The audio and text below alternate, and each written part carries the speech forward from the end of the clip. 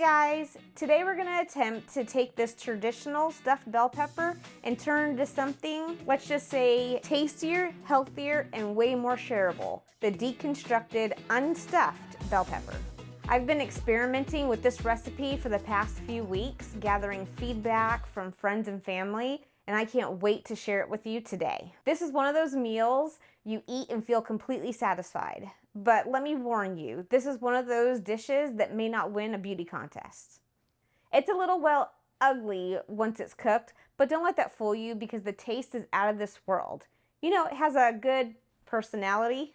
Let's get started with 1.5 cups of quinoa and 1/2 cup of lentils. Rinse those thoroughly and then add them to your trusty rice cooker with some low sodium vegetable broth. I don't have a fancy rice cooker at all. One switch, on or warm, easy peasy.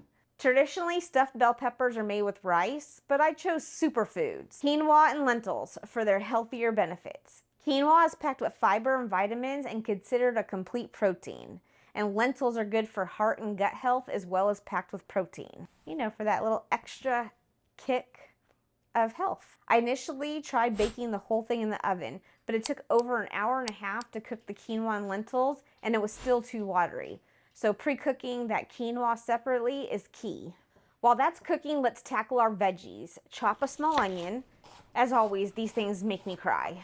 But I've heard that popping them in the freezer for a few minutes before chopping can help. I may have to try that next time. If that works, let me know in the comments. Turn your pan on medium heat and add some oil and saute the onions for a few minutes. Let's turn to the star of the show, the bell peppers. Red, orange, and yellow. Slice them into bite-sized chunks about this big. I think the beauty of deconstructing this dish is you get some variation in the peppers instead of getting stuck with just one color or flavor. Once the onions are a little translucent, it's time to add our bell peppers. And if you're not wanting yours vegetarian, this is the time to add your meat, but I'll show you that in a little bit. To the pan goes our garlic. Now it's time to get a little spicy and spice things up.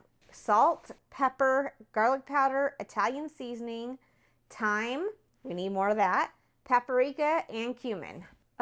This smells amazing, and it also tastes so good. I actually enjoyed this for lunch and dinner for 4 straight days while perfecting this recipe, and I could still eat more. I also received nothing but rave reviews with all I shared it with. Now let's amp up the flavor with drained and rinsed black beans, fire roasted tomatoes, and tomato sauce. If you like it a little extra spicy, consider rotel or fire roasted rotel. And for the final health boost, throw in a couple handfuls of spinach. We're not looking for tiny pieces here, just a rough chop will do. Now look at this dish. We are definitely eating the rainbow here. It's not just good, it's incredibly healthy too, and very meal prep friendly. We'll set this aside while our quinoa and lentils finish up cooking. This dish came from my neighbor Marissa, who let me borrow it. And since we are making casserole meals over the next few months, we wanted a variety of pretty dishes. We'll be getting it back to her full. Well, mostly. Looks like our rice cooker has gone warm, which means our quinoa and lentils are perfectly cooked. Now scoop it into our casserole dish. No spray needed. Next, pour our flavorful bell pepper mixture on top and give it a good stir. And make sure that spinach is evenly distributed. If not, it can get a little crispy if it's not covered all the way, but we're adding cheese, so it will be. And for the grand finale, cheese. Of course, if you prefer vegan version, skip this step or use a vegan cheese. As promised, if you're not wanting this vegetarian and you want to add meat, I use ground turkey here. Just chop up some onions and add them to a pan, then add the meat and chop it up to about bite-sized pieces, then cook it for a few minutes. While that's happening, let's start chopping those bell peppers. The reason we add the onions first is so they can blend in completely, and the bell peppers will have a little bit of crunch left. It's also easier to chop up the meat before adding the bell peppers. So while the meat is still slightly pink, toss in those bell peppers and continue as before.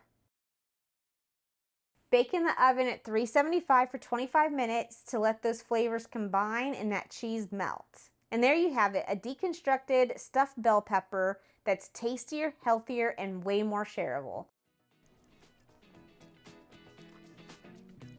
Even better with cheese. With these ingredients, this is the only way I'm going to make a stuffed bell pepper again. No need for anything else but this. Thank you for joining me in the kitchen today, where we turned simple ingredients into a masterpiece. Don't forget to subscribe for more mouthwatering recipes and cooking fun. Until next time, happy cooking. Peace out, little homies.